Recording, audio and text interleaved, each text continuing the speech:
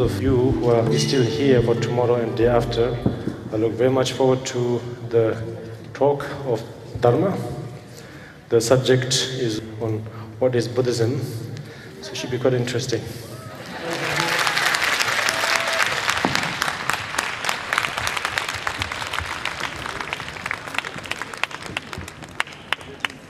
Very good evening.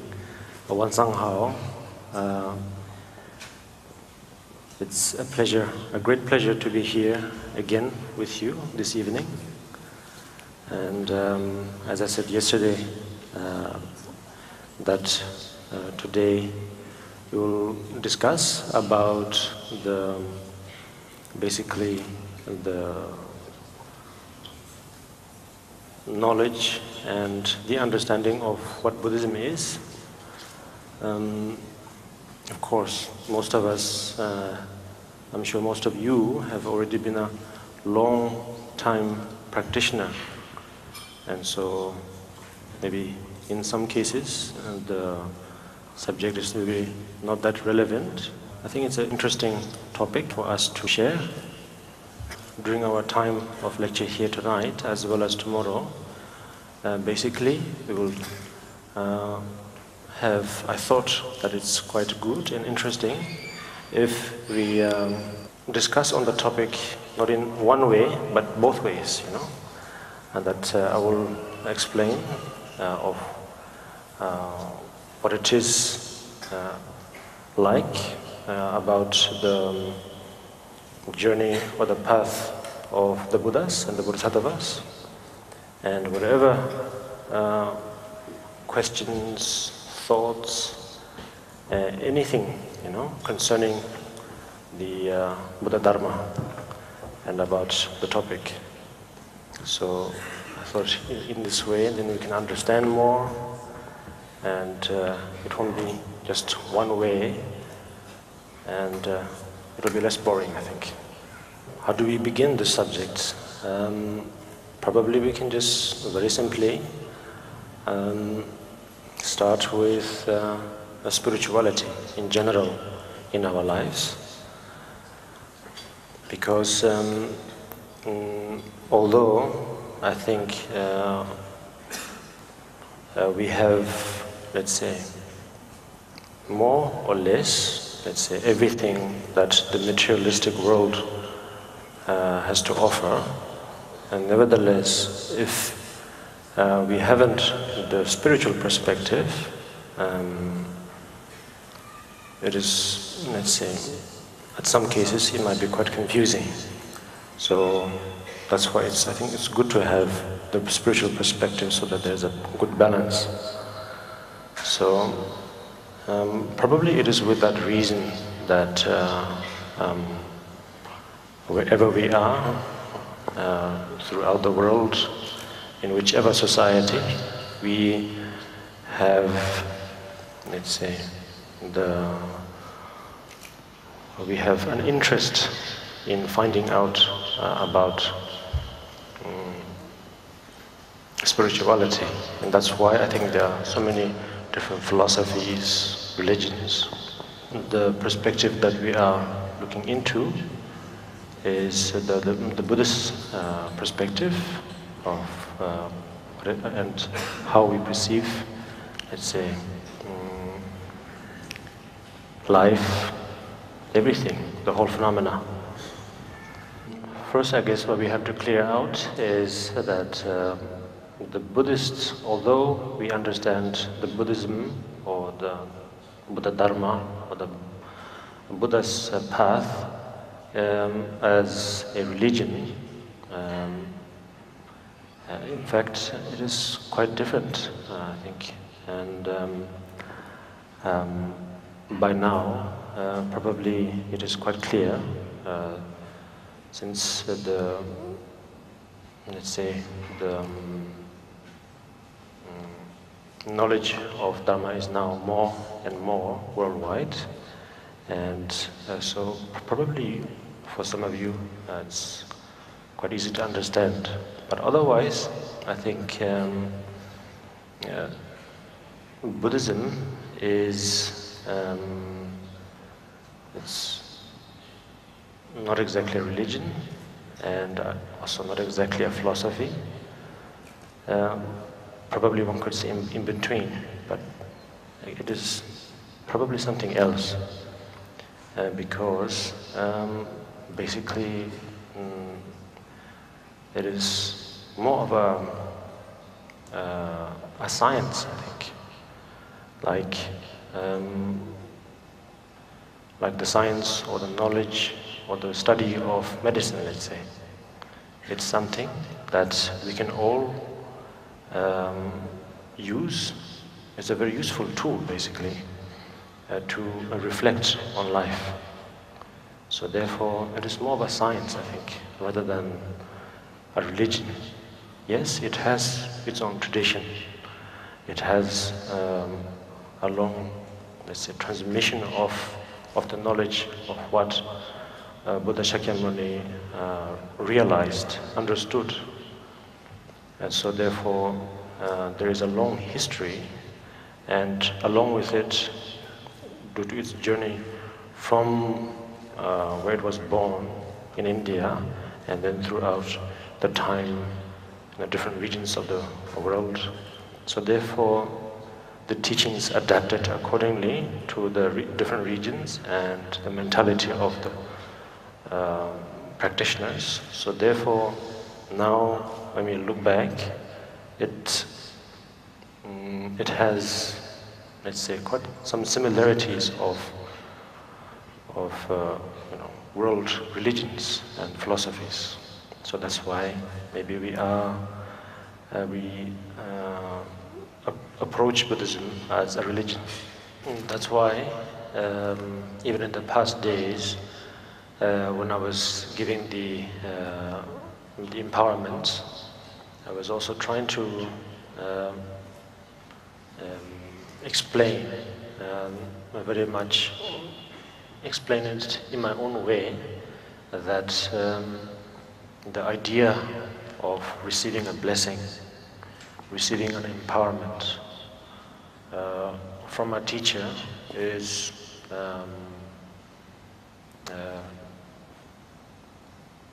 let's say, in a way quite different from what we normally could expect, that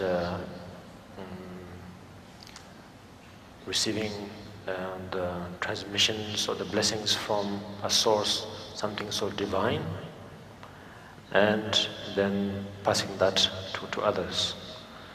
So in this case, the idea of divine could have, let's say, the weight of a creator or a mighty being,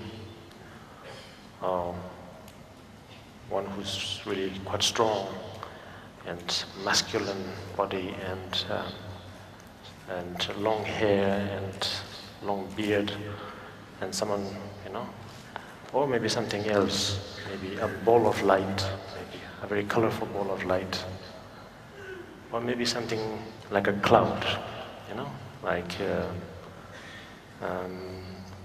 like from the space. Normally we see the arms or the shapes of the nebula clouds, yeah, those gigantic clouds.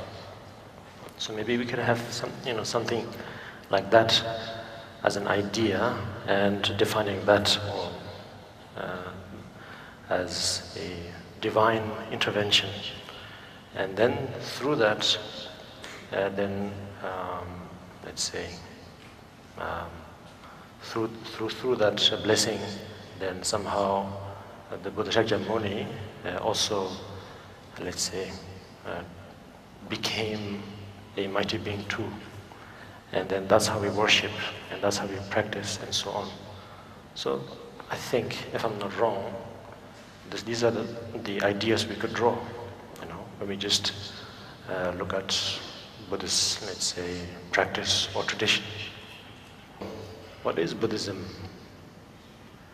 There's a lot of ism, lot, and one can put this ism almost nowadays about anything, about cupsm, about flowerism, And so, yeah.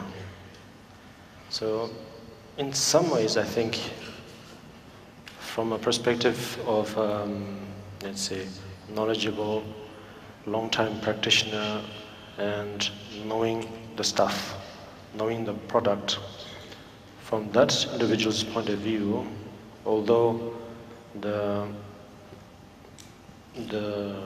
nature of Dharma has now been revealed to almost worldwide. And it's a good thing, because that means that there's a lot of opportunity for everyone to taste, to have the opportunity to have tryouts. So in some ways it's good. And just by doing that, there are also lots of merit involved in it. Like there's one example that long time ago there was a stupa. In the ancient days, a Buddhist stupa. It was a relics. The relics were inside. All the precious Dharma texts were inside. But after some time, it was all in ruins. You could almost not see that it was a statue. It was just a pile of earth or rocks. And of course, since it was in the middle of a farm, some of the farmers' cow, of course, also came nearby the stupa, and normally then they have the droppings, yes. So then there were a few droppings, and on top of one dropping, suddenly a fly came. And fly landed there because of, I don't know, maybe it's because of his curiosity, but nevertheless landed on the top of that dropping. And suddenly, boom, there was fearsome thunderstorms and a lot of rain. And suddenly the fly understood that I cannot fly because my wings are wet. When your wings are wet, you cannot fly. It's too heavy. So then had no choice but to stay stuck on the dry dropping. But through fortunate circumstances, the path where we normally make circumambulations around the stupa had already somehow paved like a path, and so therefore that was slowly filled by the rain, so it becomes some sort of like a canal, and then the dung with the fly on it has somehow caught its current, and fortunately it made a few rounds of the stupa.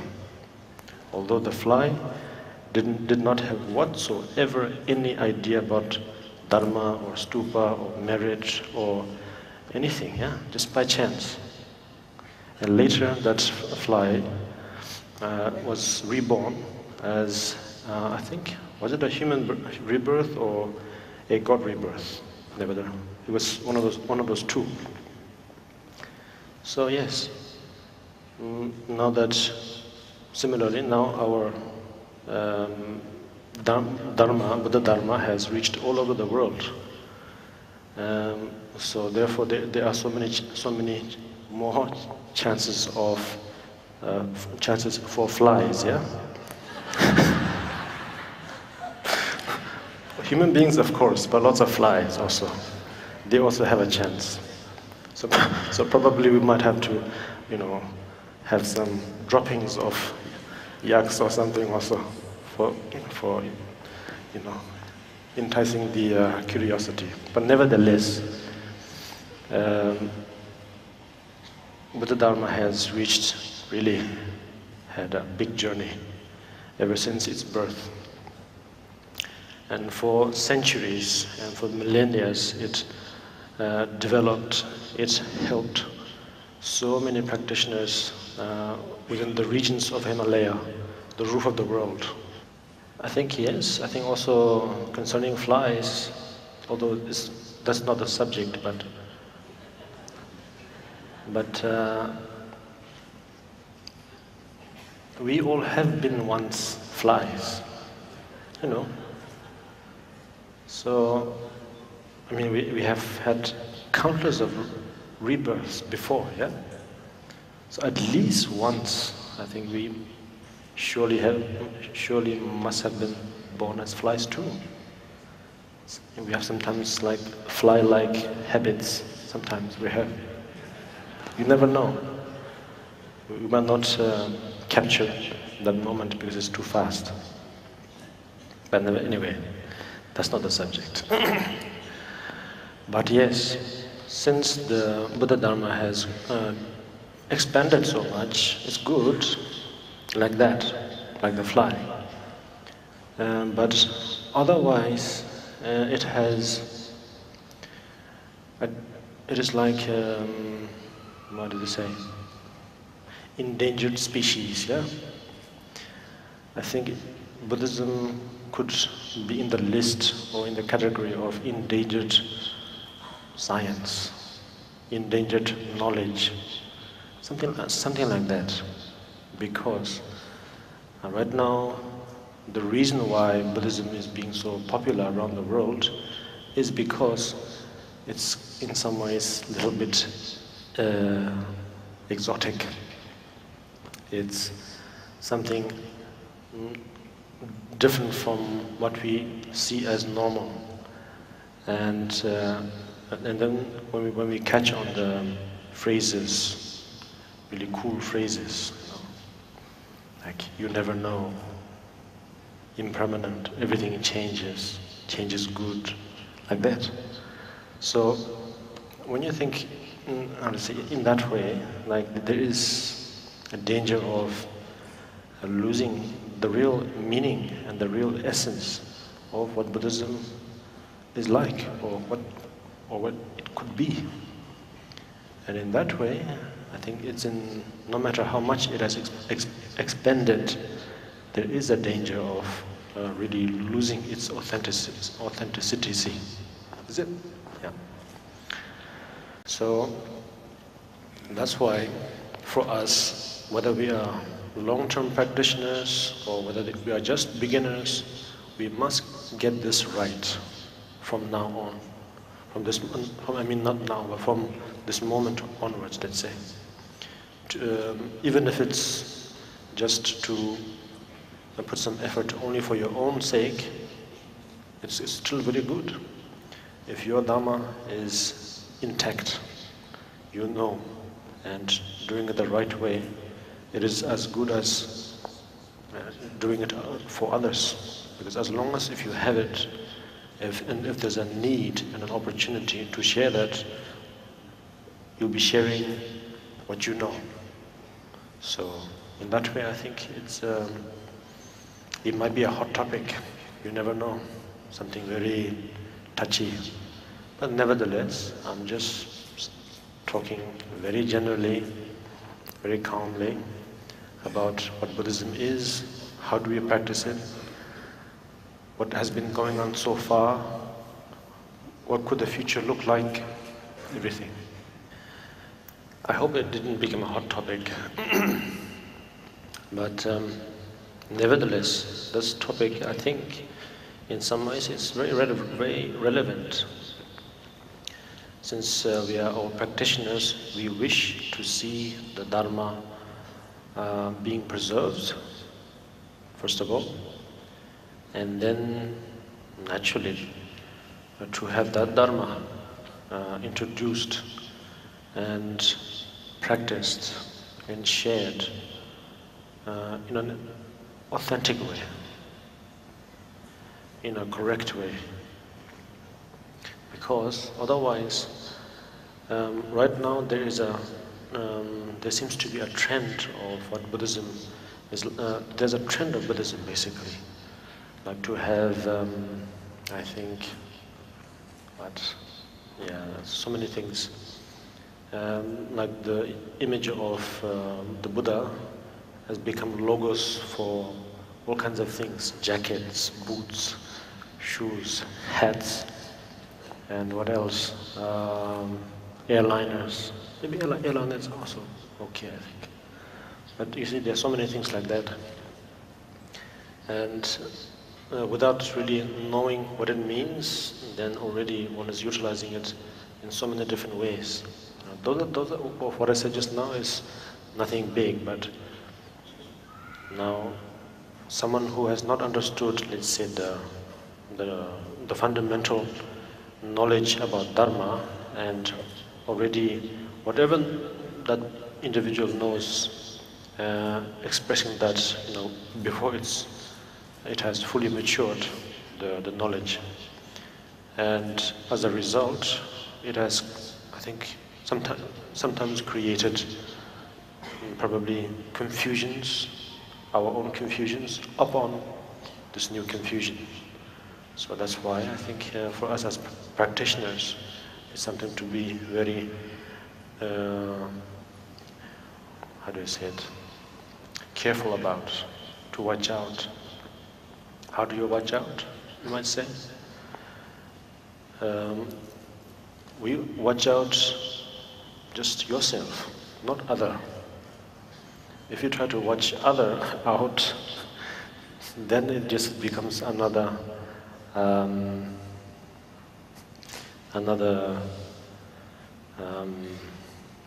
hard debate. It'll become really quite unnecessary. But if we investigate and if you find out the matter and try to solve the matter with yourself, because I'm a practitioner, so I should solve it. If you do that, then we can make the Dharma that is already existing much more well preserved, and whoever wishes to, let's say, to learn, to know, and want to share, it's beautiful. You will have, we will have tremendous joy of sharing the best quality. Yes, like if you like breads, if you are not a fanatic, but let's say if you are interested in good bread, you will always go for the good bakery. Yes, not unless you are very, very hungry, so you just pick up something from the supermarket. Otherwise, if you really like bread, you would go for the good one, like sourdough or baguette, or what else is there? Croissant. And what else is there? I had something. Donuts. Donuts? No, donuts is junk food. Junk food. Brioche. Muffin? Muffin? No, not really. But yes, it could, yes. Better than donut, yes. So, you see, like when the baker himself, he knows that he did it authentically with good flour, with good ingredients, organic, the oven, everything is pure, yeah? And he knows, he has experience, and he's doing it the proper way,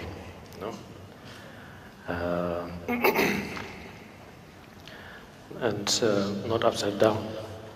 So as a result, these breads, good breads, if you sell it or if someone buys it, or even if you just share it, you have the pleasure, yeah? You have such a pleasure. Even when you're just using the knife to cut through the bread, that sound of that crust, it's really nice, isn't it? Crunch, crunch. It's really good. So you see, you get the pleasure. Of course, in Buddhism, it is not about the pleasure. It is more about the experiencing the essence. So therefore, if we ourselves become good bakers, or one could say good practitioner, authentic, we must learn from the beginning. We must ask ourselves, who am I? What is Buddhism? How are these two related? Does it have any meaning? is there a quality? Quality normally means a result, yeah? An effect. So, is there any quality? So, basically, I'm not trying to reform Buddhism or any idea like that. Just me, myself, the good old me, trying to just share some thoughts. And it might be of interest. It might be interesting for all of you, I thought. There's no harm in whatever thoughts we might, let's say, whatever thought that rises, yeah? It's all harmless. We have every day, from the moment we wake up until now, we have been consistently thinking thoughts. So, but now what I said is again one of those many thoughts, just one. So I said that. So now I believe there are 3 or 4 microphones going around in this big hall somewhere, and whatever questions, curiosities that you have, you can share it. And share it with me. It'll be a pleasure. But if it is concerning politics and business and what else, laws, I have no idea. I will say it from now on. I have no comment. So if it is about Dharma, I wouldn't say I'm an expert, but I'm getting there. So of whatever I know, I can share it with you. You mentioned a while ago that Buddhism is not exactly a religion. Yes. Can we say now that Buddhism is a practice, a way of life? That's one question. The second question is, especially in our country where 80% are Catholics, is there a conflict, or can one be a Catholic at the same time be a Buddhist? Those 2 questions. Right, it's true. For a number of years, I have been saying that Buddhism is a way of life, and I still stand by that, because it is a way of life, yes. But later, like when I thought about it more and more, in fact, it is even more than that, I thought. Way of life is somehow a little bit too general, and it doesn't really say much. It sounds nice, yes, but I thought that it's more like a science. You see, if Buddhism was a religion, then it'll be quite difficult, I think, because let's say you're Catholic, but you have the wish to be a Buddhist, because Buddhism is a religion. So you have the difficulty of having to take a different route, yes? You have to put reverse gear and then go to the different route. So you see that there are that kind of problem. And at the same time, by doing that, it means that you don't respect, in some ways, it shows that maybe there is no respect with the current religion, let's say, or faith lost, or simply not interested.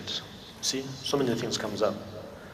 So, since Buddhism itself, as we think about it, we can understand slowly that it is more of a science. It is a helping knowledge, a very helpful knowledge that could determine, search, learn, bring out the truth and the nature of everything, whatever we want to know, yes? If we are, let's say, a businessman, whatever, within the business world, whatever we want to know, Dharma is a very useful tool to understand everything about Buddhism. Sorry, everything about business. So likewise with many other things. So that's why if we can understand that Buddhism is not a religion and it's a way of life, moreover it's like a science, then like in this case then look at medical science, yes? Medical science is a very helpful science, a very helpful knowledge, and it can be practiced by all. There is no rule. You don't need to convert, you don't need to, I don't know, the opposite of convert, anything. We could be Buddhist, Hindus, Christian, Jew, whoever. Everyone can practice, everyone can practice medicine. So in that way, I think that one can even practice, one can practice or one can use the Dharma as a science, as a helping science. And there's no real need to convert anything, yes? But if you see it as a religion from the first place, then we have to choose. But if you see it this way, you don't need to really choose. You live your life. You respect your countries and cultures, tradition. You respect that, but nevertheless, you have the Buddhist eye to see everything. Anyway, that's my theory. Thank you. Thank you.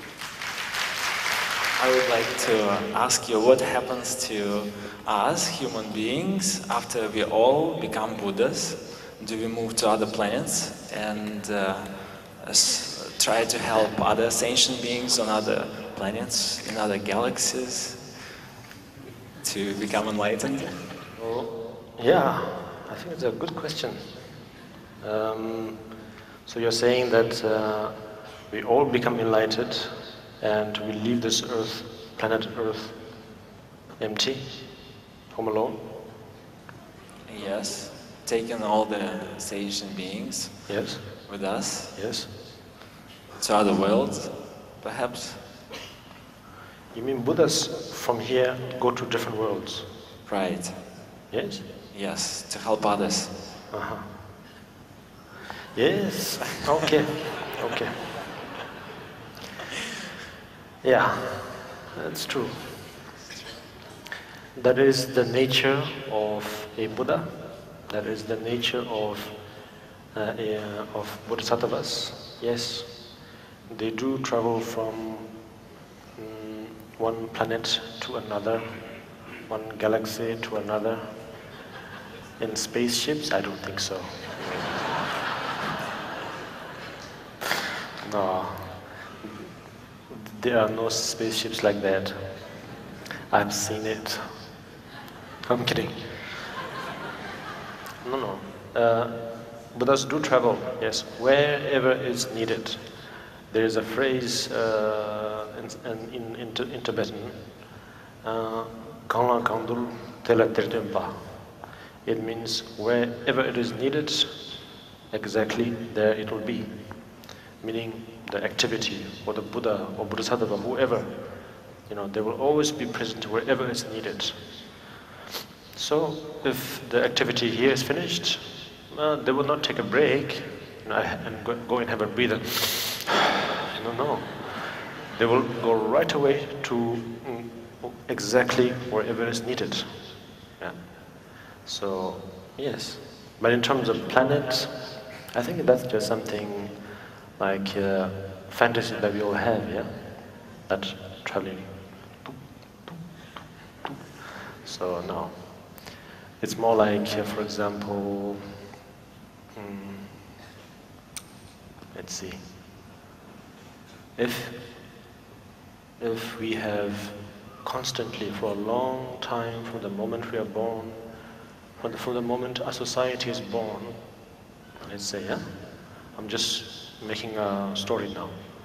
So if you imagine that there's a wonderful town or society, and everyone is there is very pure, and is no, even though they are already very good, you know, they never stop in trying to perfect their virtuous thoughts and actions. Yes, always. So, as a result, then something, let's say, something very, how do you say it? Something very clear, something very transparent, something that is worth living for, born, will naturally, let's say, rise within you. You know, not in a shape, but something grows in you, and you gain confidence, you gain wisdom, and before you know it, you know everything. Yes, that's how Buddha comes. That's how Buddha enters into a planet. Not a planet like this, you know, with a spaceship or in a meteor, and then Buddha starts coming out, and then you know, like target number 1, target number 2. Okay, you know, that is the Bodhisattva. This is the Bodhisattva. No, it just Buddha is actually born from within us. Yeah, we have the potential, and yes. Historically, there is a very important need to have a figure, a real tangible figure, to be there and say that this is Buddha. So that's why, since you are enlightened, you can manifest that form, you know, as a human, and going through a whole stage drama to show that there was a Buddha. And since we are all very much, since we all have very strong habits of following, let's say, habits, we tend to somehow be naive and believe that it works. Although it's pointless, but in that way you can bring someone to do the right thing. So it's a skillful means, in my way. So it's a skillful trick. Anyway, so that's how Buddha actually travels from one to another. Yeah, and it says in the Samantabhadra text that Buddhas can travel into million worlds at one time, simultaneously. How? If you ask, it's almost not. You cannot comprehend the idea, yes? But if you think, if you put the idea aside, you can see that it's actually possible. Look, every one of us are here, yes? We all are individually very different, yes? It is like our body is another planet. And so, but we don't see a Buddha here. One with you know, the complexion or yellow complexion, and not touching the earth and flying, all that. No, but still, we do have, let's say, a nature that wants to be free, completely free, wants to know everything, is very curious, and it wants to do many things, has many projects. And in this case, the project is none other than helping others, bodhicitta, yes? We all have that. So therefore, Buddha has landed on our planet, and it is already, you know, working its way. And it's only a matter of time where we will grow an extra bone or I don't know, something on top. But yeah, that's my theory. Many other religions want others to be on the right path. Yes. So we are all sentient beings, and are we all going to be united at the end? Okay. Okay. No, you see, other religions, I think we have to respect all the other religions too. Because even for them, that's how I began this topic, you know, from the beginning when I first arrived here tonight. That spirituality is somehow born from the beginning, ever since there was civilization. That there is something, certain things it just doesn't add up. So therefore, I didn't do anything wrong, but I'm now here. Look me, I'm sick, like that. So some didn't do so much, but very easily have all the wealth and freedom in the world. Why? Why not me? Like that. So naturally, then you think of maybe there's some external, let's say, work, power at work. So it's harmless. You're expected. If you don't have the truth, knowledge, if you don't have real knowledge, or if you don't have the wisdom, of course you will draw that kind of conclusion, yes? And still innocent. And that innocent, how to say, mind still wants to do something right, even though maybe what he or she found might not be the truth, but nevertheless has the heart to do the right thing, yes? So therefore, then we see many, not just one or two, but actually countless of religions. In fact, what we don't know, I think, is that within a family, let's say, if you have a family, the father has his own religion, the mother has his own religion, sons and daughters have their own religion. You never know, even the pet dog has its own religion, So it's kind of natural. It's quite normal, I think. But the thing is, we all have the potential to, if we come across the right, let's say, tools, we have the potential to use it. Yeah. Since we have the interest, we might use it. So therefore, it is a good news. It is actually a very good news that eventually all of us will be enlightened completely. The problem is we don't know when, and we don't know what we will do. We don't know what will happen to us. Like, for example, the last time I was here, I was looking perfect. Now look at me. I have a belly. Impermanence, you see. You don't know what will happen. Yeah. Could you say a few words about the source, the origin and the history of the Dzambala? Okay. The history and the origin is not that easy to locate. But nevertheless, there is definitely an origin. This is actually, of course, it's a very good question because, you see, we keep on saying that, Buddhism is not a religion and Buddhism is not a philosophy. We repeat that over and over again. Yet, we see so many forms of wisdom aspects, yes? Chenrezig, Tara, Dzambala, Dukar, whatnot, everything. And so it looks like as if we are worshipping them, yes?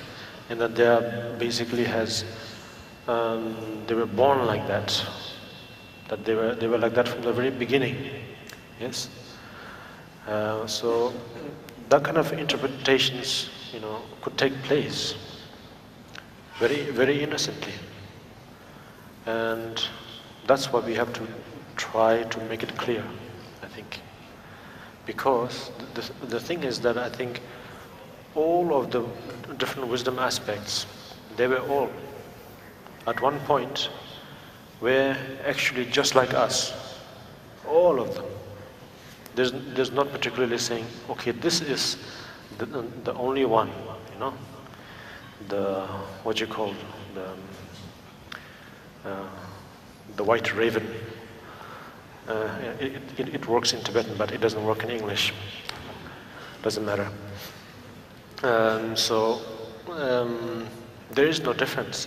All of them had to take the same journey, and that starting from understanding the ways of life over and over again, and seeing that no matter how much we try to, how to say, preserve this materialistic life, no matter what we do, from any angle, whatever tactic we do, it just somehow this thing finds a way to wreck it, finds a way to, to dissolve.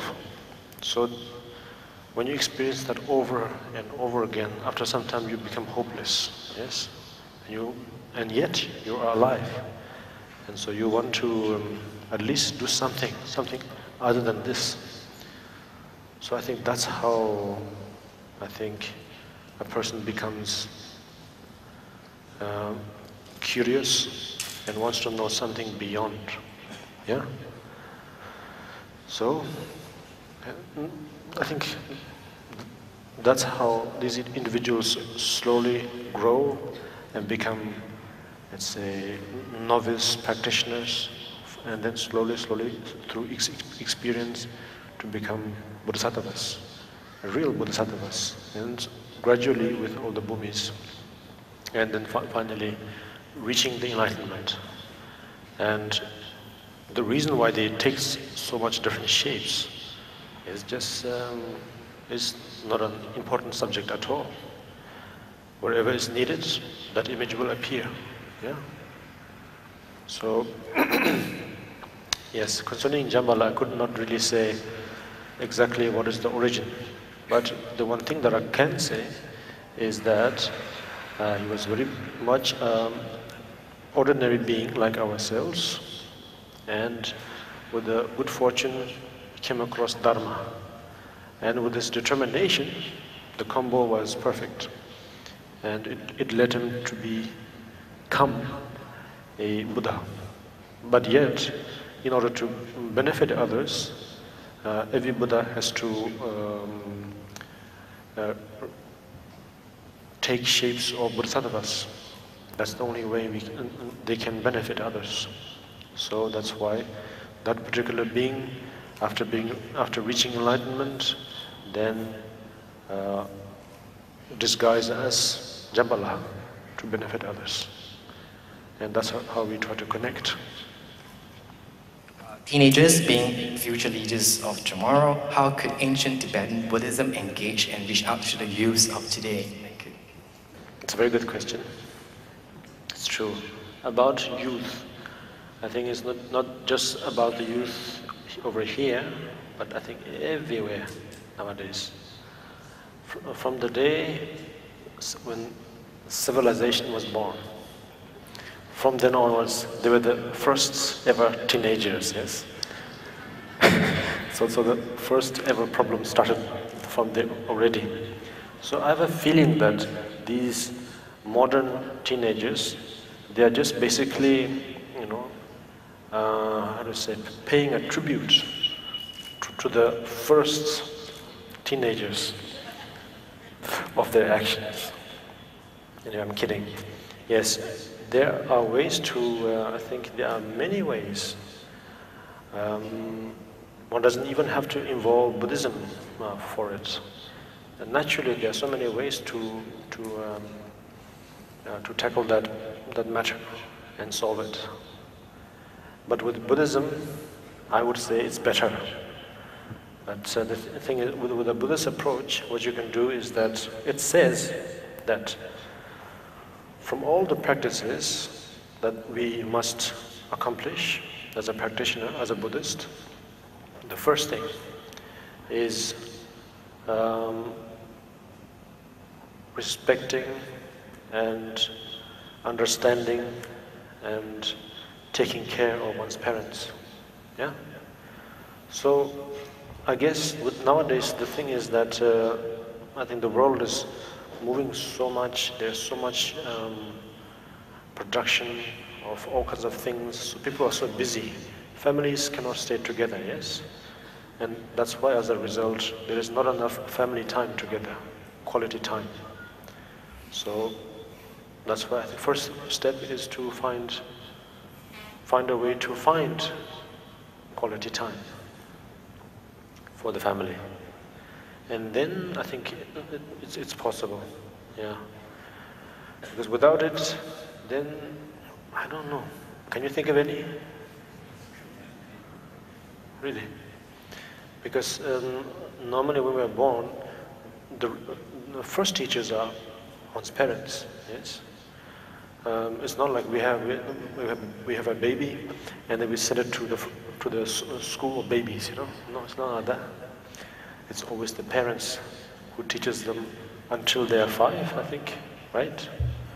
So therefore, the first ever teacher. And then actually they have, it's not just 5. Nowadays the modern rule is that until 5.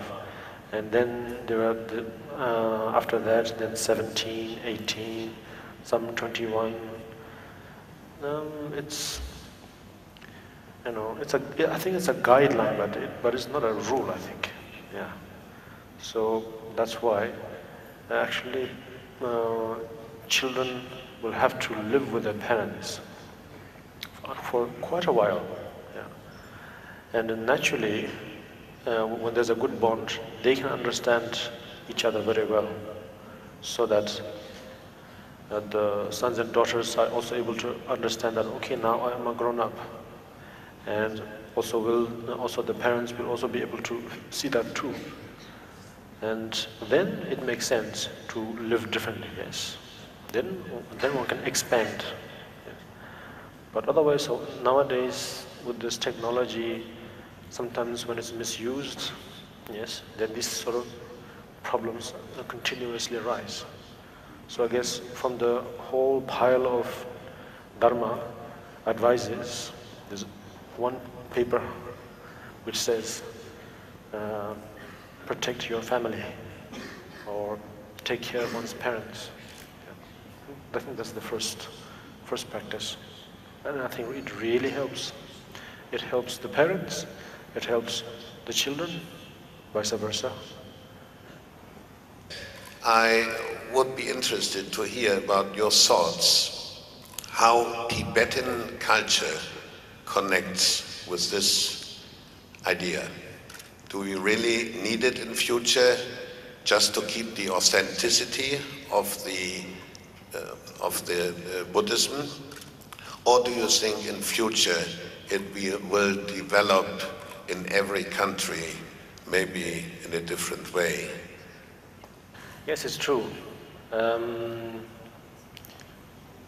Although future hasn't come yet, but we do have to think about it, because we all have a big responsibility of guiding, or not guiding, but supporting them, directing them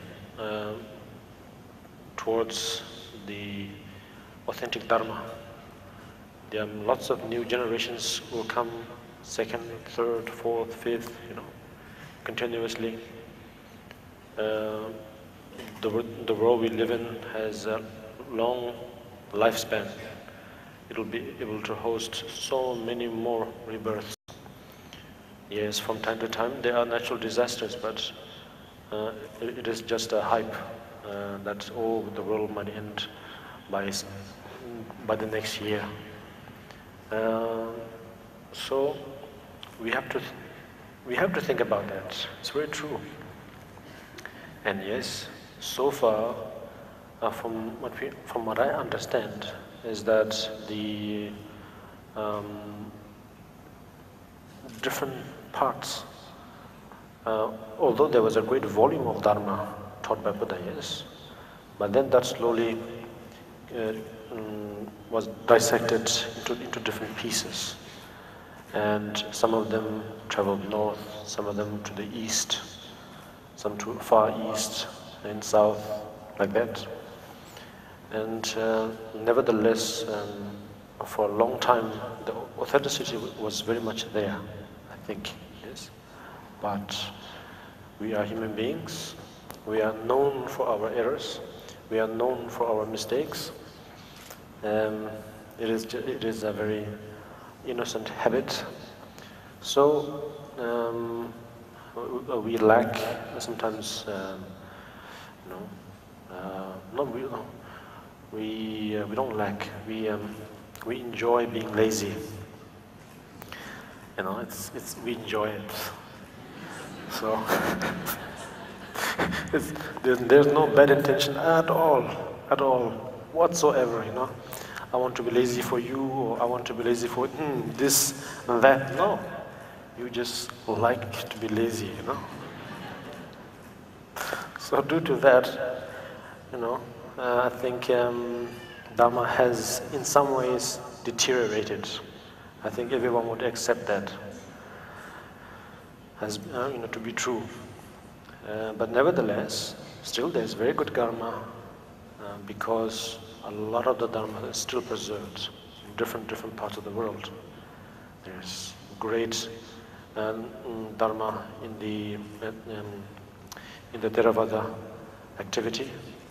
It is still remaining as it was, but like before, and we are really amazed. And even the Mahayana, yeah, I think it has been doing.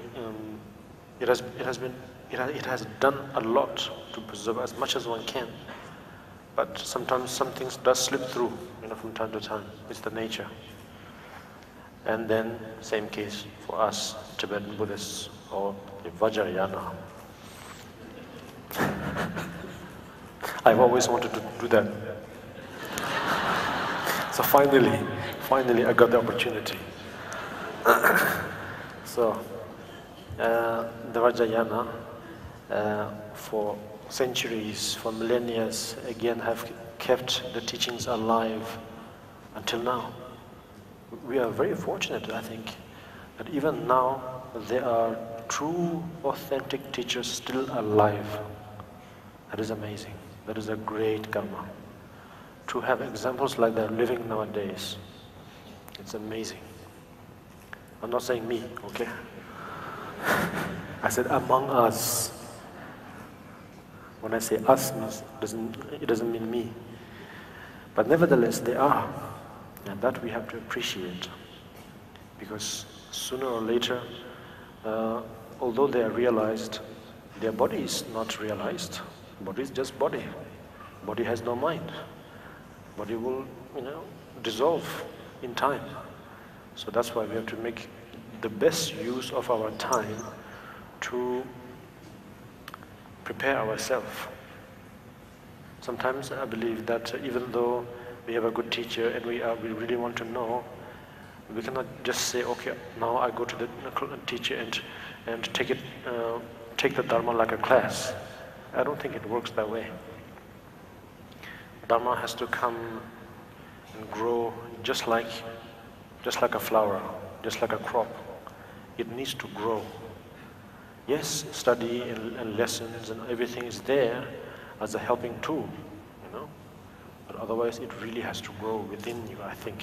That's what I heard from so many elderly and respectful teachers. They used to go on and on and on about it. But now I'm starting to see some sense of it, that they had a point. I thought, okay, you know, when will you finish? But the thing is, it really has a point.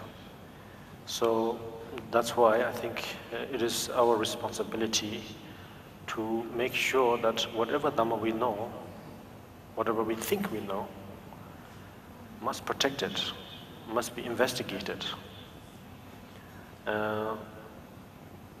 and preserve it well. And if you find anything wrong with it, but now you have the opportunity, try to fix it. You know? Right now it's not like you are handicapped. You can fix it, so fix it. That's the best way. Rather, we have the habit of doing it the other way. Like, of course, I have problem. Everybody has problem, yes. So then, our habit or instinct is that to point whoever has it. That doesn't work. So the only way to work is that pointing it to yourself, put a giant mirror, thumb, in front of you, and then see, okay, maybe here, maybe there, maybe there, you know. So only by those means, then you'll be able to understand, okay, how do I have to grow, how do I have to develop.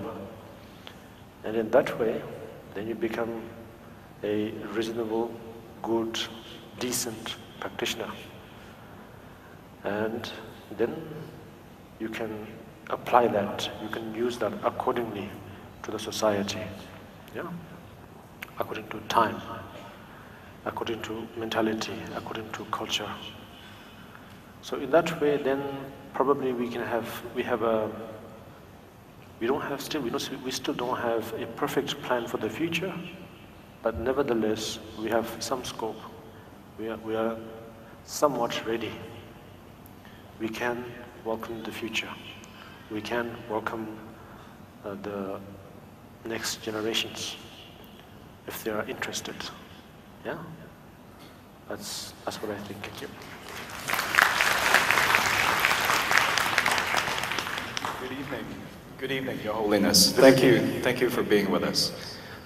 You mentioned that Buddhism is a science, and as modern science tells us, the manifest reality is probably a continuous interplay between the duality of good and bad, light and darkness. And my question is, how is the state of enlightenment to be understood in terms of this view? Buddha, in that way, was very skillful. He himself was very enlightened, and at the same time, he was very skillful in sharing the truth. Because sometimes when we share the truth, it might scare others, right? So in that way, Buddha was excellent. He was very skillful. So that's why for certain audience, he would express the Dharma in a way that is fitting for the mentality of the audience. So that the idea for some of us, we do need a villain and a hero, yes. And we can only think of the word victory when the hero overcomes the villain, and then we can experience a victory, yes. So you see, for something, we have that kind of a habit. That's why then the introduction of nirvana, introduction of samsara is very much the same. Nirvana is the hero and samsara is the villain, and they have to clash. And then eventually, as in all good stories, the hero always prevails, yes. So yeah, that's pretty much it, I think. But as human beings, we cannot stay idle. We have this energy inside us. We must do something, because our thought is not at rest. So it needs to do something. So it's kind of nature, yeah. It's always dynamic. So that's why first, since it's not ready for the whole truth, then just a portion of the truth is shown like that, so that there's something to do, and there's something to find out also. But then after that victory, then what? Then you're stuck, yes. Then what? Then Buddha then comes and explains that actually now you have to look at the same thing from a different perspective. Yeah. So in this case, let's say, for example, the victory will only come if we are free of both the hero and the villain. Then we find peace. There's no need. Yes. That's how it ends. That's how it prevails. That's how true victory prevails. Yeah. So then there's no repetition. Either there is something dynamic, which is life, consciousness, and all the things that are good that we can see in the world. On the other side, if we choose to get out of it, the other side would be nothing. I see. Therefore, let's say, He said there are good things in life, or in the world, yes. But if you leave it, then it's maybe boring, just quiet, no noise. No, it's not like that. It's basically, you need the space. You see, the enlightenment is like space, space-like. It's free for, and is a very good foundation for manifesting anything. Yes, manifesting wonderful things, amazing things, spectacular things, good things in life, like that. Right now, our mind is not, let's say, not tamed is maybe not a good word, but nevertheless, mind is not straight. We're not thinking straight. One could say that. So since the mind is not straight, and the ability, all the ability is innately there from the beginning with the mind. But because the mind fluctuates, you know, in an what you call in an unknown way, so much that it creates so many good things and against equally so many bad things. You know, it's like this. Like this. So that's why it's really tiring. And in the process, since the mind is not straight, it cannot remember. It's like always being dizzy. It cannot remember what I did yesterday, or what good I did, or what bad I did. So basically the enlightenment is that trying to make it really straight as possible. Yeah. When it is straight, then you have a perfect foundation. Then you can manifest the things that is needed, that is required. Let's say then, if you want good things, you can manifest good things. If you want to manifest good things for others, you can also do that. Yeah. But you know, I will not go blindly and do something wrong because the mind is straight. So you see, that's the thing. It's not like there are good things, although the world is bad, there are some tiny good things, so therefore I don't know if I should leave. It's not like that. All good things, the whole world can become good if you understand this foundation of this world. Yeah. That is my mind. I understand that compassion is an important quality in Buddhism. Yes. And I would like to ask, where does compassion originate from? Mm-hmm. And how does it benefit people? And lastly, what is the best way to cultivate this compassion? In simple words, it begins from nowhere. I mean, or one could say, it's beginningless. So therefore, it's been always there. So there's, you know, like graphically, we cannot say, okay, there we started and then they went. You know, no, it's not like that. The thing is, it's been always there, and it will always be there. Yeah. But not in the term, or not like the idea of eternalism, but you know, yeah.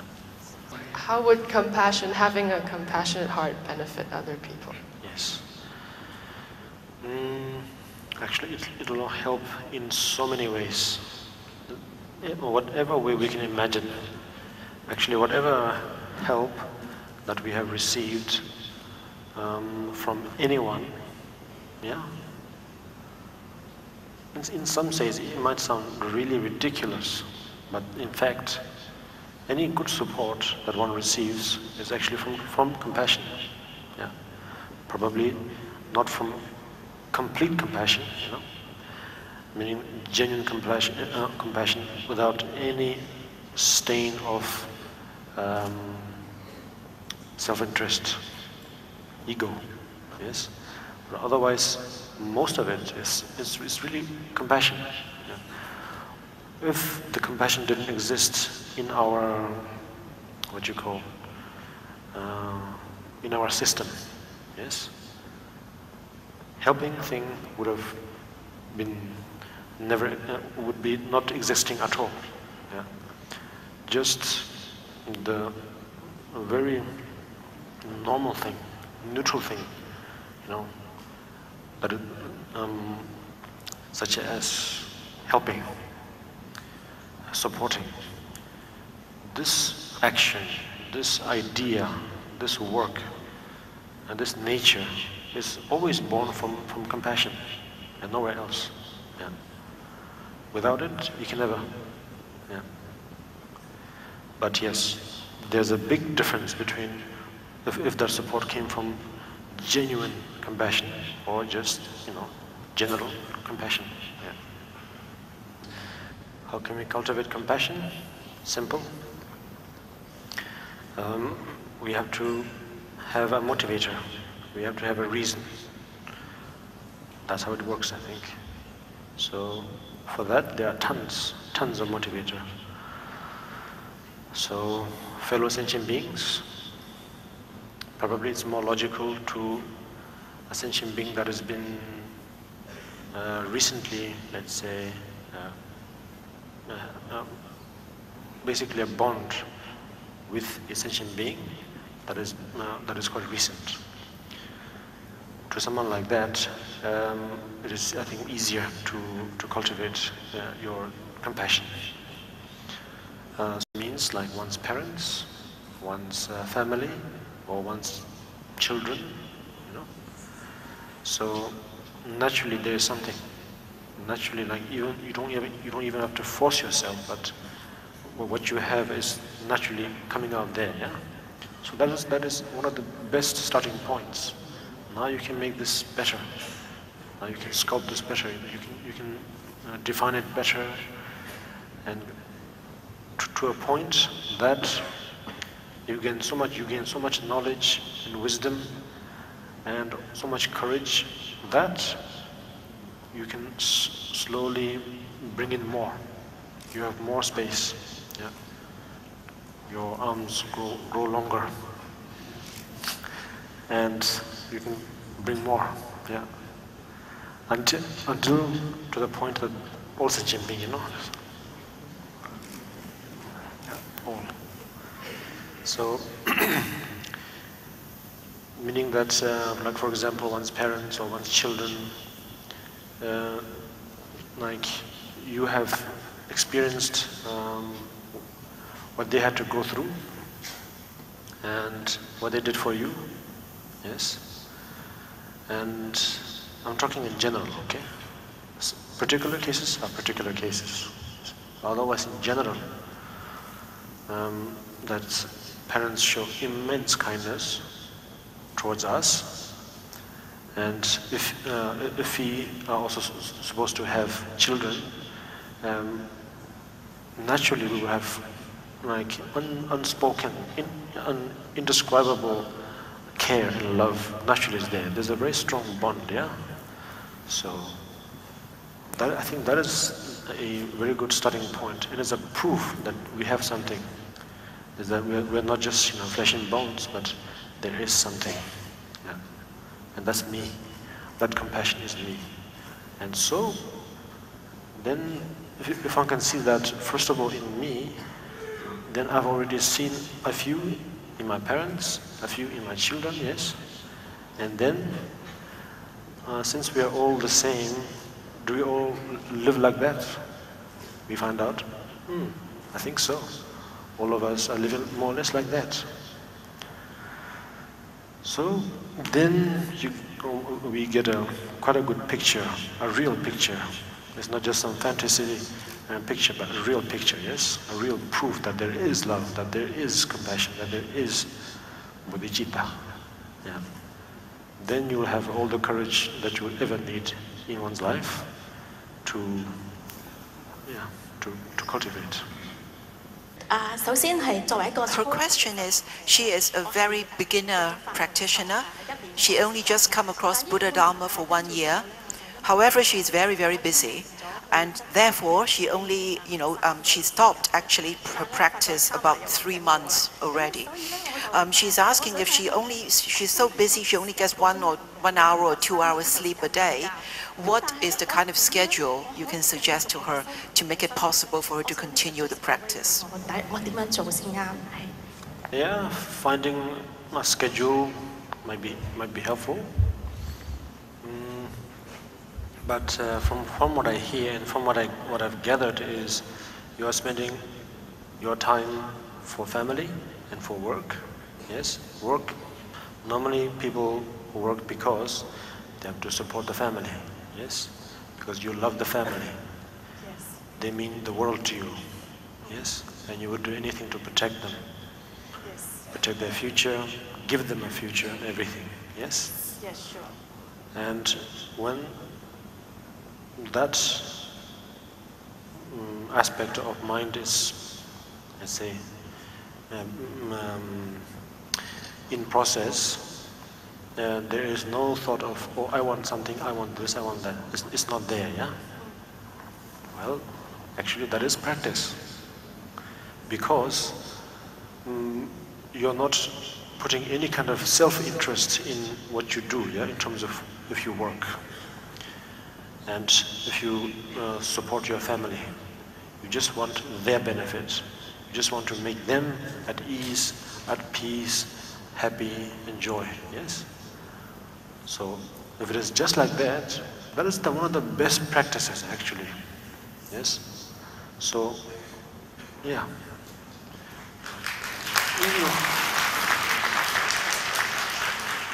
Now you see, the formal practices, meditation, chanting, recitation, prostration, and then studying, all that, they are just a helping tool.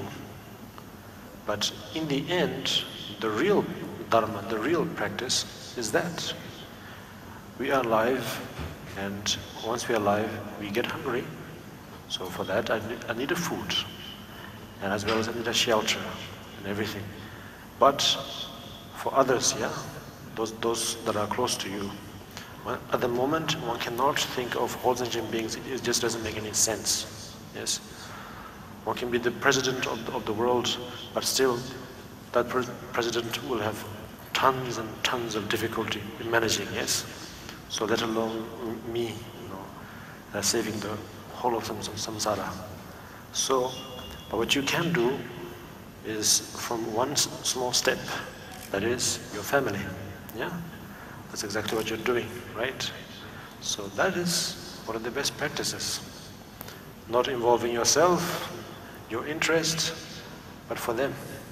Yeah, and on top of it, because you've heard so much that one must formally practice, and so since you couldn't find that, you're not putting yourself at ease.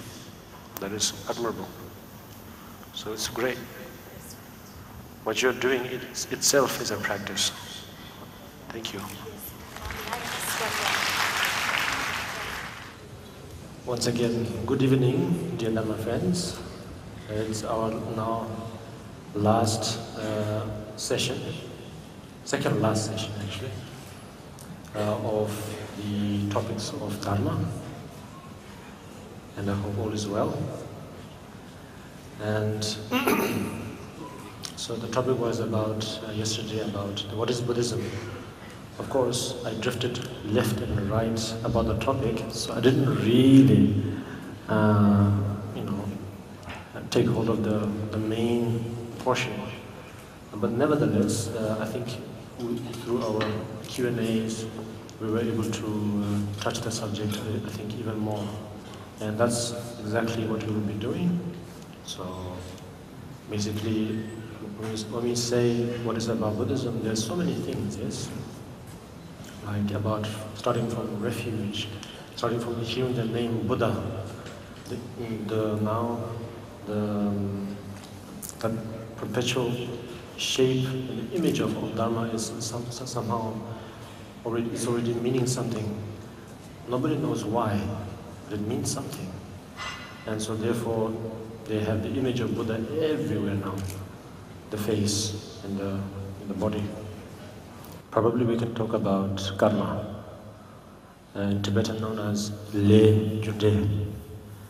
Le means karma, or something that is associated with action or activity. And junde means ju, means cause. And De means the result, the effect.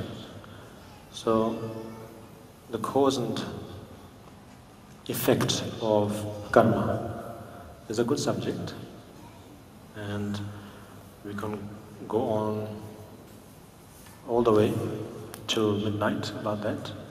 It's a big subject because then it will determine whether we will have a prosperous life or we will have somewhat of a difficult life, confusing life. So it all depends on these three, and from the three, the first one, which is lay or karma. So in terms of karma, it's every action. Actions of body, speech, and mind, or mind, whichever. So it can be the tiniest of movement of body, speech, and mind, or the grandest or the largest. Accordingly, there is an effect. But of course, now there is another ingredient, which is intention, motivation. Now these will play very strong parts for the result. Okay, so what I will be doing now is I have kept the topic of karma open now, and so concerning that or others, if you wish to already start asking, please feel free. We should do the chin-raising mantra every day. What is the best way for visualization for that? So this is a subject that I was talking earlier in the day. And first of all, we have to understand why we meditate ourselves as someone else, as in this case, Chenrezik. And then after that, what are the benefits? You know, if I become someone else, what are the benefits? And even the benefits itself, is it lasting? Is it really effective? And will it really bring me true peace? These are all the questions, yeah? So, first of all, the reason why we meditate as someone else is because for a long time, meaning for many rebirths, we've been, let's say, developing some habits of thinking that that this present body that we have, and this voice, and the image, and the character, the subtle characteristics, and the personality, everything, I think it's me, yes? So we are very sure about this, yes? It's not a bad thing, it's nothing, it's very neutral, not good, bad, anything. But nevertheless, when we have that, then slowly, then good things happen as well as bad things happen. And then it becomes a little bit difficult at times how to manage that, yes? Because, well, here is the real me. And when I've experienced these disturbances, they also seem like they're real. And so it becomes more difficult to engage and difficult to work with it. So therefore, one of the methods is to meditate yourself as already a perfect being, let's say, in this case. Most perfect being. Who is the most perfect being? That is someone who has no attachment, no anger, no ignorance, and knows all, and who is completely free, has no debt, has to pay no taxes, you know, and doesn't have to brush his teeth every morning.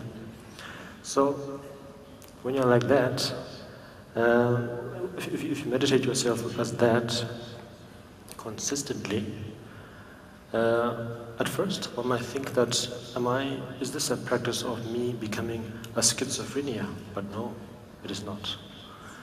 It is just exercising your mind. Yes? As you do that more and more, then your mind is very flexible. It's not rigid. You can transform. You can manifest other things.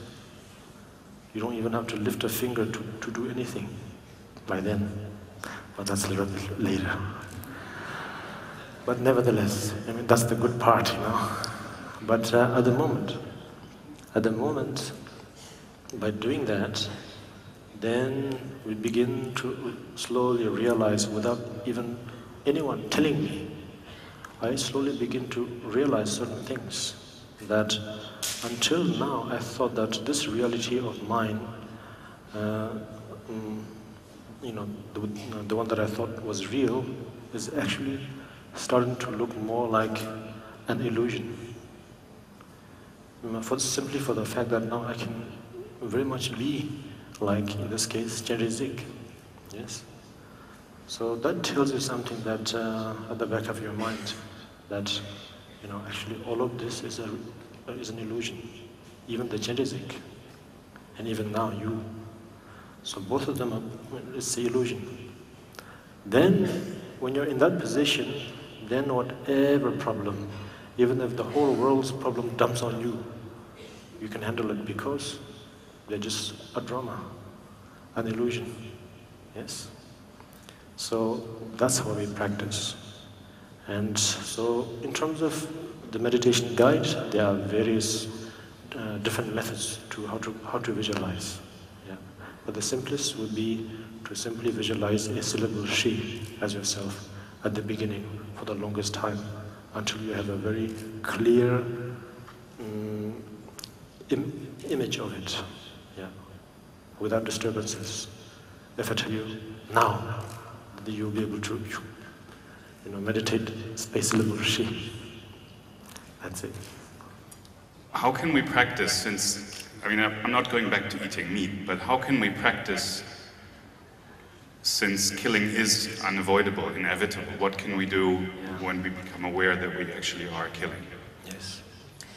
Actually, all of us, whether we are vegetarians or non-vegetarians, the truth is, yes, it always involves a lot of lives.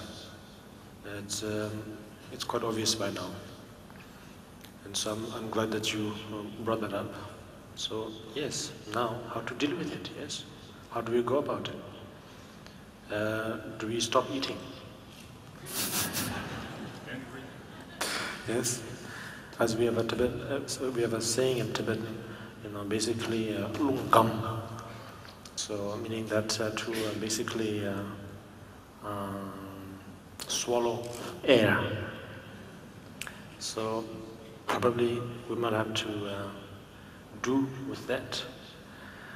But you see, the thing is, since there is no other way, once we are a human being, it is itself. That's why, you see, that's why the Four Noble Truths are told. Which is it? The Four Great Seals? Whichever it is. That the conditioned world is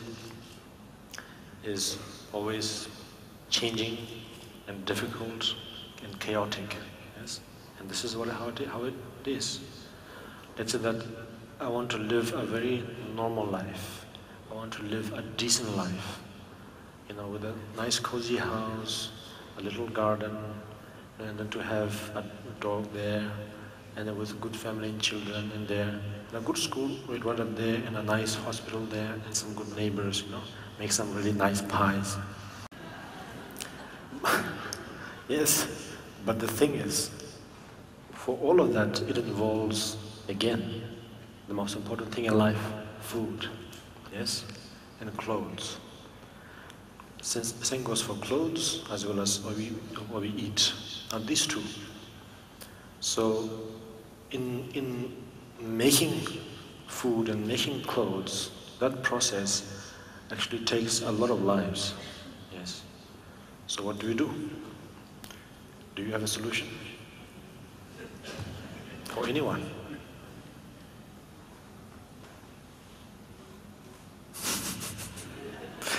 Now I'm sure we have lots of solutions, I'm sure. I'm sure there are many really good solutions. So I'll be just sharing my own, from what I thought, from what I learned basically. It's not that I was all-knowing, but because from my own studies and from what I learned from my teachers, is that for the fact that you are born as a human being, it is already a karma, yes? And you cannot avoid it. Even if it's good, you cannot avoid it. Even if it's bad, of course, you want to avoid it, but you cannot avoid it. Whereas you have to make the best use of this time as much as possible. So now in this case, when it comes to food and clothing, we have to go in a way that I think it is in the practice of, from the teachings, they are known as the 3 baskets. So from there's one particular which is known as the, Ndulwa. Ndulwa Carnival. Vinaya, yes. So within the Vinaya, then it says that we have to always, within a society, make sure that every individuals, first of all, make sure that every individuals should have a chart of what their physical condition is or are. And then accordingly, then to have first of all, clothes, food, and everything. And in doing so, you have to make sure and believe in yourself that this life that I'm leading is not for my own self-pleasure, self-interest, but it is for others' benefit. For others' benefit, I would need a good tool, yes, and my body is a good tool. And so I must also protect this good tool, yes. And so therefore I kill, no. So therefore I have to be very careful and very tactfully, engage in how to go about your life. So therefore there are so many various practices, mantras, which will help us to make everything perfect. Now that particular part of knowledge has been taught in some far east or part of our world in Japan, which is known as the Zen. So, see, this is what we need. So if we have that practice of preparing, having a preparation for opening this cup in the right way, and then putting it down in the right way, picking it up in the right way, and drinking it in the right way.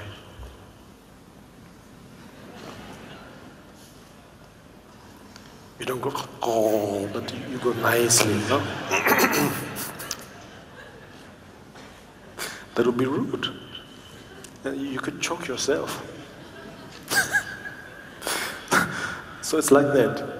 So you have to do it very properly. And actually, the one that I did was just very simple, actually. There are more elaborate ones. Before you do it, you engage a mantra, a particular mantra of not harming anyone, and then open it. Another mantra to pull it up, another mantra to drink it, another mantra to really go in. Like that. So almost, let's say, even if we sneeze, also for that, we have to have a mantra. Yeah? So, that's why, like, if we eat meat, let's say, or in this case, even vegetarian, yes? Now we know how it came, yeah? That we know. And and you feel iffy about both, because even though one of them looks better, but we know that both are same, yes? So how do we go about it? We have to go with the motivation that I am a tool. I am not me. I am a tool. I'm a tool born out of bodhicitta to help others. And therefore, this tool needs to be nicely nourished, you know. So therefore, then let's say, in a way, like in a respectful way, you ask, yes, the permission to nourish this, so that this tool can do its work. So basically, it's not like very violently, you know, going about it. It is with pure, you know, what you call,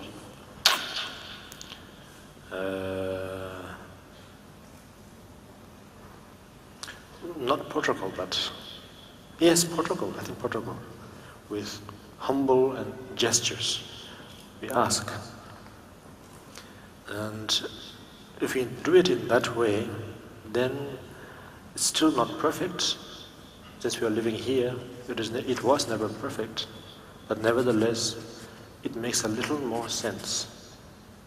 Rather than not knowing anything and hogging down a Big Mac or hot dog, like that. Whereas if you are aware of what you are eating or what you are wearing, yes, and wearing it with and keeping it in your mind of what you are wearing, and then, how do I say, you will the feeling of, let's say, just enjoyment, you know, just what you call this extreme pleasure, yes, that aspects will slowly dissolve. Whereas now what you do, what you eat, what you wear, will always have a purpose. It is not for yourself. It is I eat only because I'm hungry, and not because it's enjoyable, but not because it is good, tasty. How's that? I thought so. No, but really, it's true. Both ways, it's very difficult, and so accordingly there are lots of mantras. Lots of mantras where we have to memorize. And for example, if we spit anywhere in the street, after you spat, you need to do a mantra. That's how crazy it is. Really. Because I'm not saying that there are ghosts over here, okay? But there are spirits from different realms, hungry ghosts. They truly are there. And for them, they are so hungry that they would eat anything. But they don't have the good karma to be able to share things. Sharing is not in their mind. So then they will come in gangs over just one spit. So therefore, you must make a mantra. Simple. Om Mani Padme Hum. If you do that, that spit will satisfy hundreds or 500 hungry ghosts. Like that. So therefore, like if you can do that, maybe it's livable. Yeah. I have a question about the Buddha aspects. Could you explain how are they appear? What do they represent? Could we meditate maybe directly on Buddha Shakyamuni, and why there are such a great amount of Buddha aspects? And you understood, yeah? And what can we do to do it more effectively?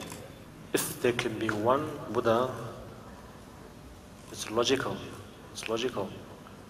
There can be limitless, timeless Buddhas. But it doesn't mean that Buddha Shakyamuni was the pioneer Buddha. In our era, in this planet called Earth, within the solar system that is within the Milky Way.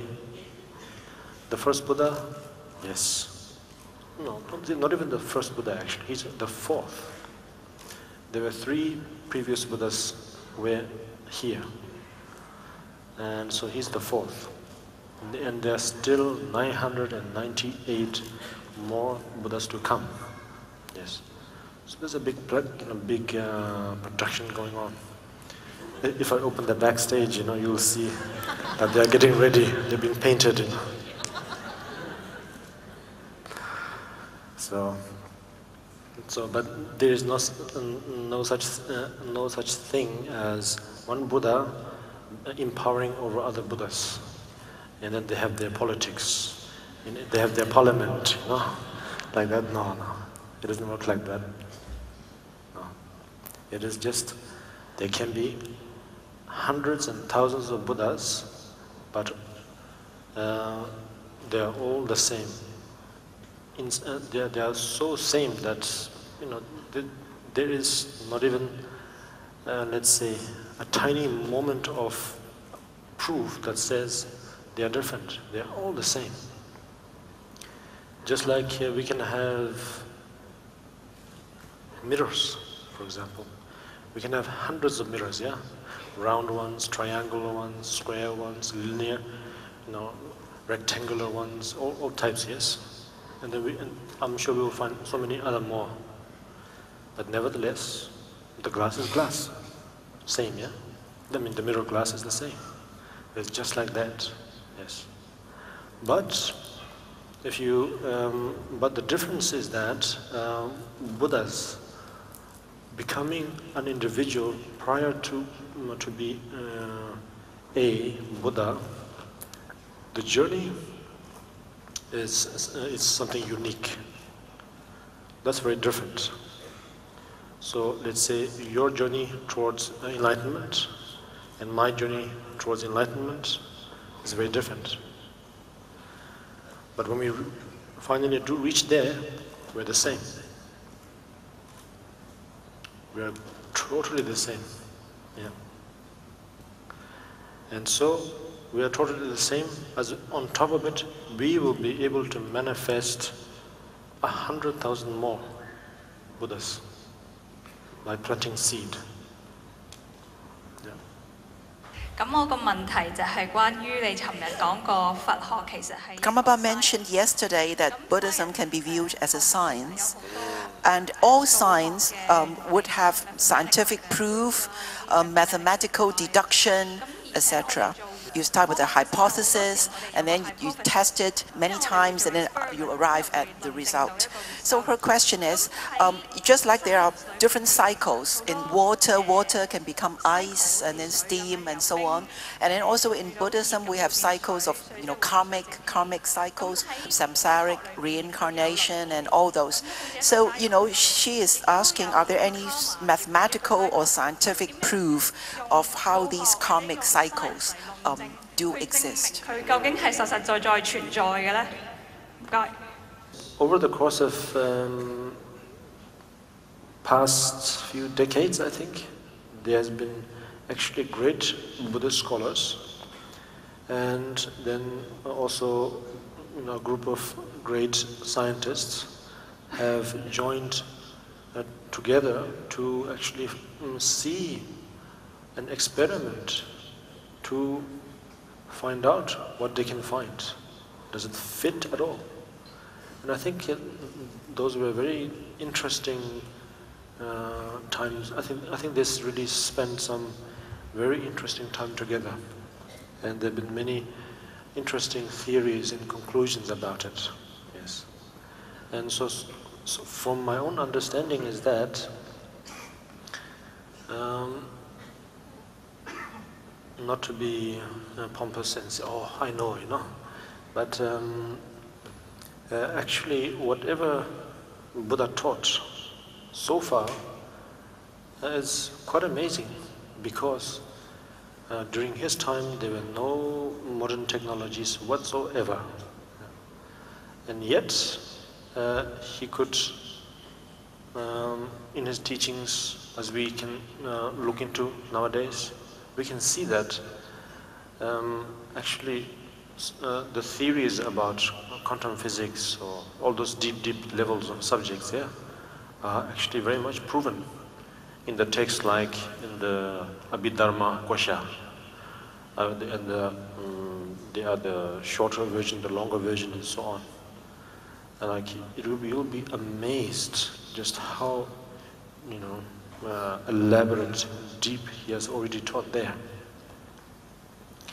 So obviously nowadays the science method is also becoming very appreciated and popular and studied more, and naturally if you put it together, it'll be like how to say, long lost brothers and sisters, you know. So that's my feeling, yeah, because it really goes hand in hand. Now both have a bit of difficulty, I would say. Buddhism also have, but the same difficulty. Buddhism have the difficulty of proving, not proving, but let's say making others understand that there is something called mind. Whereas the scientists, I think, it's very hard to find that from their perspective, yes? So when they join together, then they find something unique, yeah, something unique is born. And as a result, then one can slowly begin to appreciate that it's all interdependent, yeah? Everything. Science, law, universe, constellations, what else is there? Planets, solar systems, ecology, everything, yeah. And so, in order to actually, since we are all practitioners here, and making sure, I think it was during my yesterday's lecture, to preserve Dharma, yes, that in order to preserve Dharma, I think we need to understand all these, yeah. Or it could be in a different way. First we preserve the Dharma, and then when we utilize the Dharma from there, then we can experiment with such, you know, options. And I think it will be really helpful, yeah, to see, let's say, to have something tangible. Right now, philosophically, logically, one can explain, oh, rebirth is this, karma is that, yes, but not in tangible forms. Probably, who knows? With science, they may be able to do it. So, if there's a good combination of it, I think it will be wondrous, yeah. I don't know when that will happen, but let's hope for the best, yes. But in terms of the idea, the knowledge is already here within the Dharma. How? It is exactly as I said before, the interdependent links, the original interdependent links, I think. Yeah. I really don't know how to put it in words in English, but in Tibetan it is known as Ten Jing Del Jung. It means dependent to one another, and due to that cause, such results come. Due to that condition, and again such results come. So therefore, it's interdependent. It's causality, basically. Yeah. Will you give us your own Guru Yoga? And I think it's a wish from many students from all over the world. Guru Yoga is I think it's a tradition that has been, practice of tradition has been coming down from India, yes. It was a very different time. Also in some ways it was a very good time also to have that kind of opportunity. But nowadays that practice, to be really practicing it, it's almost impossible due to the modern society. It's almost impossible. So instead, if we have an open mind, yes, that all of us are the same. I am a simple disciple. My teacher is a simple teacher. We are all human beings. And that someone is my teacher because I lack something. I want to know something. And then that teacher is supposed to have the experience and the knowledge and has a kind heart to give it. Yeah? So then yes, it's possible. But in the old days, there was even more than that. You really had to spend all the time, the whole of your time almost, as a family. That's not possible nowadays. Impossible. So, I think as a practice, the formal practice that we have right now is probably one of the best practices, because you don't have to go through that procedure, and instead, no matter where you are, you understand that there is no distance, there is no, let's say, there is no upside down, there is no distance. So therefore, wherever you are, and there is your teacher, he or she. And so you are never apart from your teacher. And in this case, when we say whether together or apart, maybe we might ask, what is that? Yes, that is the teacher's knowledge, not the teacher. It is the teacher's knowledge.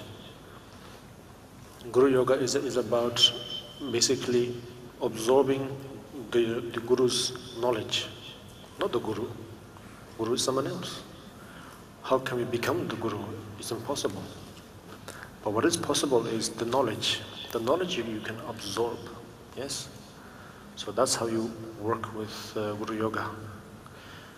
The teacher must have, if it is not a realized being, but nevertheless someone who has great experience, yes? So within that limit of experience, there would be so much to expand and share. So we pick that, we utilize that, and try and implement that and see if it works. It's not easy. It's not easy. And by the time you're about to reach it, you almost feel like as if you are almost identical as your teacher. Is it a good thing, bad thing? I don't know. But I think it works in that way. So now concerning my Guru Yoga, well, normally in the past, the Guru Yogas of a certain teacher was composed when that particular teacher has passed away. And then some of his colleagues or the devotees or then his teachers or his main disciples would compose a Guru Yoga for the past one. Yeah. How could we introduce Buddhism to others who have no idea or have misunderstanding about Buddhism in a simple way, and how could we start practicing? Because I think it's very important to get the younger audience to start to learn about Buddhism. Thank you very much. Okay. Well, I'm thinking maybe you should make a big party, you know?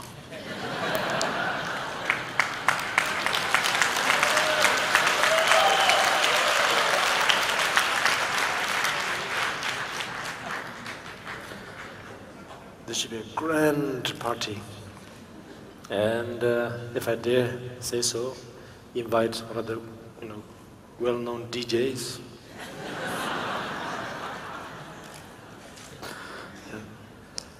And so that you have all collected in the hall, yes? As they're in, you count, okay? You make sure that it's all filling. The music's playing slowly, slowly. Not too loud now, not now. Slowly, slowly. And you make them really come, and then like as if like a candy. You know. Of course, they don't like candies, but they like this music, yes? So CDs. And so that the whole, you have to have a hole that is almost 4 times bigger than this, okay? And then you pack full.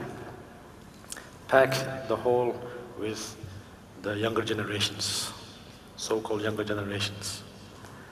And as they're in, lock the door. Lock every door.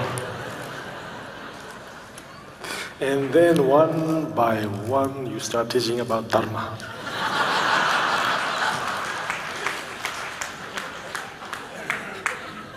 I mean, they will not be able to run away now, right? Might as well as spend this time. Yeah. Even though you don't like it, might as well as spend this time. So, yeah. I think that's one brilliant way. I've been thinking about it, you know. I don't think it's against the law.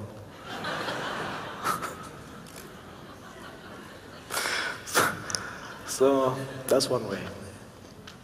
Now there's another, you know, not so effective way, you know. It takes a long time.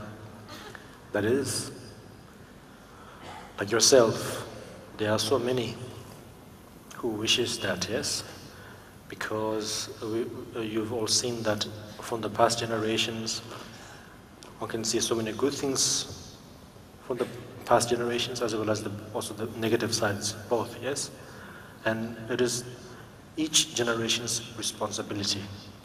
I think it's for all of us, you know, the ones who are in the same age, it is our responsibility to make sure that the bad records, bad histories don't repeat in the next generation. But the opposite for the good history, you know. So that is our duty, yes. It is our responsibility. It's not just a duty, it is really our, you know, deepest wish. So there's only one way, which is quite similarly, you know, like Gandhi. I'm very, very impressed by the life story of Gandhi, you know, because he himself sacrificed everything. That's not what I'm asking you to do. But nevertheless, one can make good examples. I'm sure there are many, not just you, but there are many around the world who wants to do the same thing. So you all have to combine together and make sure that whatever you wish for them to achieve, you must achieve it on yourself. And then live like that until the very end, until our last breath.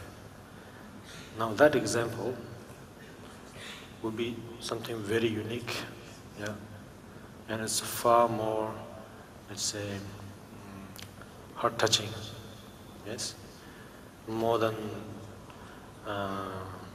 books and volumes of teaching. You know, that's more effective. Yeah. So I can pretty much guarantee that if you do that, I'm sure the world will really take a new turn. Yeah. Because it's not just you, there are many around the world. It's just we don't know how, yeah? We don't know how. We have the heart, we wish, we see the truth, but we don't know how. I think this is how. Give it a try. 我们知道呢，有过去佛 Her question is, she understands that there are past, present, and future Buddhas, and she also understands that Buddhism talks about impermanence. However, everything would come to an end, including Buddhism. So does that mean that the Buddhism theory is actually not permanent in essence, or is that a deliberate, intentional activity by Buddha to demonstrate to us that everything is impermanent? 告诉众生，这个无常的道理。 So Kanju and Tenju are the two biggest canons of what, a collection of what Buddha had taught. But basically, that is Buddhism. In some other words, like, for example, like Bible, whereas these two canons are it. So, but nevertheless, Dharma, whether it is there in the whether it is the one that is written on paper in text or the one we practice, these are actually subjected to change, subjected to impermanence. So therefore, yes, at some point they will dissolve. If there is no karma, it will dissolve. But that doesn't mean that after it dissolves, who knows, maybe Dhamma will never exist again. It's not like that, because no matter what type of changes that will take place, eon-like changes, of that magnitude. Let's say that the whole universe, whole systems, all of the galaxies, might be going upside down and taking a different route. Now they say we want to go right, instead of left. Even if that was the case, human beings with good karma will always be there, yes? And as long as, maybe good karma or bad karma doesn't matter. Still, the cycle of human rebirth will never end. Will never end. In some ways, it sounds good. In some ways, it sounds very, very scary. It means that we are all trapped, yeah? But in terms of the Buddhism will never fade. Yes. No. Why? Because the real Dharma, the real Buddha, the real Sangha lives in your mind stream. Really. I can guarantee. I can bet my life on it. Really. Because Dharma lies right there. Right now, of course, we don't know Dharma, so then we need to look for Dharma teacher and to teach us and learn, yes? Yes, but in fact, the real Dharma is right here. Right here. And it works, and it has its own sparks from time to time. Like let's say, I'm sure you've had, your children, yes? If you had, you would have shown immense love, immense care, yeah? You would have done anything, even if you had to give up your life for their future. I'm sure you would have done it. That is Dharma. That is Buddha. That is Sangha. So, it's right there. Yes, the physical monasteries, temples, monuments, uniforms, my long hair, all of this will disappear. But what will not disappear is my mind stream. The nature, the Buddha nature will always be there. Yeah. So I will say my last words here in Hong Kong. From the first day that I arrived from last year until now, there has been truly a wonderful time. It has been a truly wonderful time for the fact of by being here with you, with all of you. I'm sorry, I don't know all of your names. I'm sure all of you know my name. That's not fair.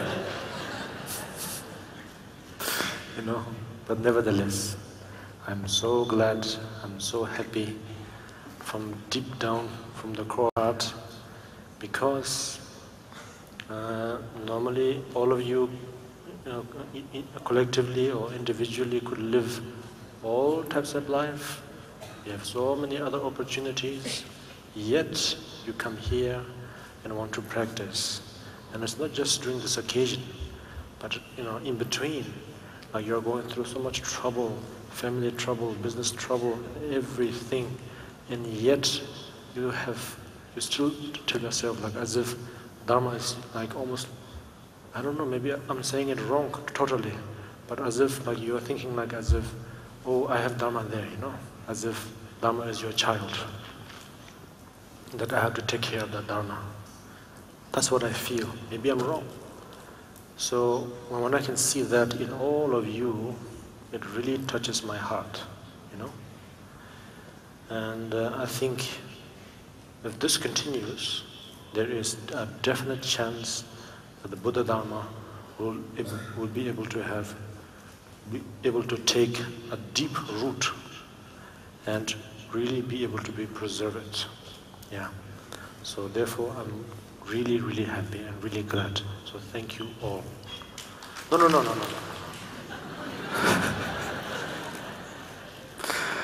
So, what I would like to ask of all of you is, here I see, also in the past, in the other halls I've seen, of course here being Hong Kong, so most of our friends, Dhamma friends are from Hong Kong, but I can also see that this is also a cocktail of, of Westerners, not just Westerners, but from different regions of Westerns, in Americas, from down under, from India, all. I can say that we have actually international meeting here, I think. So therefore, what I would like to ask is that please, at all times, remember my words. It's not my words, my voice is not one of those with really deep, booming, like I like the voice of James Earl Jones.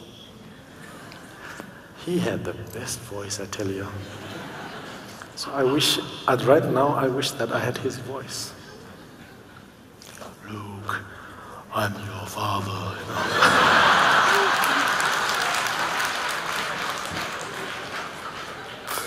Yeah. Not that part. So I wish I had that kind of voice. But what I want to say is that please, please, please, at all times, develop understanding, tolerance, appreciation, patience, and love above all, for one among, to one another. Yes, you have your own real families, also groups, many groups, different types of groups for different reasons, and options. Yes, they're all like, different organs. But nevertheless, to have this body in full shape, to be able to walk, talk, everything has to be united, yes? Otherwise, if my kidney doesn't agree, then I cannot do so many things. If my lungs don't agree, I cannot smell this flower, so everything is needed. So therefore, please make sure, pray, study, meditate to have unity. That is the most important thing, okay? That's what I would like to ask you. And I hope that you will hear these words in James Earl Jones' voice. Now you can clap.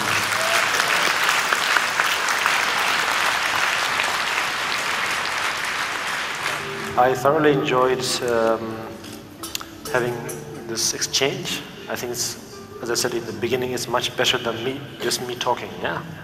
And I think you did like it. Don't tell me you don't like it. Okay. So thank you very much. Have a very good evening, good rest, and again, practice, okay? 5 minutes only, 5 minutes. In fact, let's do it now. Please sit down. Oh, let's. 法王請我哋一齊，大家坐低一齊 practice for 5 minutes. Okay, we'll just do one round of the Amitabha prayer. Okay, the Pure Land prayer, and I'm sure you'll all enjoy it, and it's very beneficial, and I think it's a very good way to end the day.